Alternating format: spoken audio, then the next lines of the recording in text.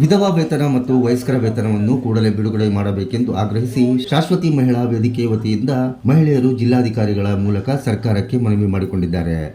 ಜಿಲ್ಲಾಧಿಕಾರಿಗಳ ಕಚೇರಿ ಮುಂದೆ ಪ್ರತಿಭಟನೆ ನಡೆಸಿದ ಅವರು, ಕಳೆದ 3-4 ತಿಂಗಳುಗಳಿಂದ ವಿಧವಾ ವೇತನ ಸರ್ಕಾರದಿಂದ ಬರಬೇಕಾದ ಯಾವ ವೇತನಗಳು ಸರಿಯಾಗಿ ತಲುಪುತ್ತಿಲ್ಲ.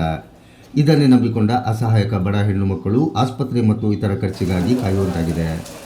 ಆದ್ದರಿಂದ ಬಾಕಿ ಇರುವ ಹಣವನ್ನು ಕೂಡಲೇ ಬಿಡುಗಡೆ ಮಾಡಬೇಕು. ಇಲ್ಲವಾದಲ್ಲಿ ಮುಂದಿನ ದಿನಗಳಲ್ಲಿ ವೇದಿಕೆ ವತಿಯಿಂದ ಫಲಾನುಭವಿಗಳ ಸಮೇತ ವಿಧಾನಸೌಧಕ್ಕೆ ಮುತ್ತಿಗೆ ಹಾಕುವ ಎಚ್ಚರಿಕೆಯನ್ನು ನೀಡಿದರು.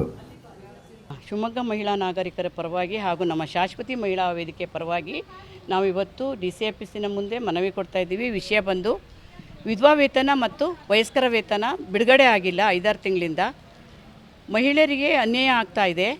ಮಹಿಳೆಯರ ಹಣನ ನೀವು ಸರ್ಕಾರದವರು ಇಟ್ಕೊಳ್ಳಿಕ್ಕೆ ನಿಮಗೇನು ಹಕ್ಕಿಲ್ಲ. ಯಾಕೆಂದರೆ ಈಗಷ್ಟೇ ಅದೆಲ್ಲ ಬಿಡುಗಡೆ ಮಾಡೋಕ್ಕೆ ಸೈನ್ ಹಾಕಿರೋದಲ್ಲ ನೀವು. ಇದು ಭಾಳ ವರ್ಷದಿಂದ ವಯಸ್ಕರ ವೇತನ ವಿಧವಾ ವೇತನ ತಲುಪಬೇಕಾದವ್ರಿಗೆ ತಲುಪ್ತಿಲ್ಲ. ಭಾಳ ವರ್ಷದಿಂದ ಬಿಡುಗಡೆ ಆಗಿರೋದು. ಈಗ 5-6 ತಿಂಗಳಿಂದ ತಲುಪಿಲ್ಲ. ಮಹಿಳೆಯರಿಗೆ ತುಂಬ ತೊಂದರೆ ಆಗಿದೆ. ಹಾಸ್ಪಿಟಲಿಗೂ ಹೋಗ್ಲಿಕ್ಕೂ ವಯಸ್ಸಾದವರಿಗೆ ಒಂದು 100 ರೂಪಾಯಿ ಖರ್ಚು ಮಾಡ್ಕೊಳ್ಳಿಕ್ಕೂ ಹಣ ಇಲ್ದಂಗೆ ಒದ್ದಾಡ್ತಾ ಇದ್ದಾರೆ.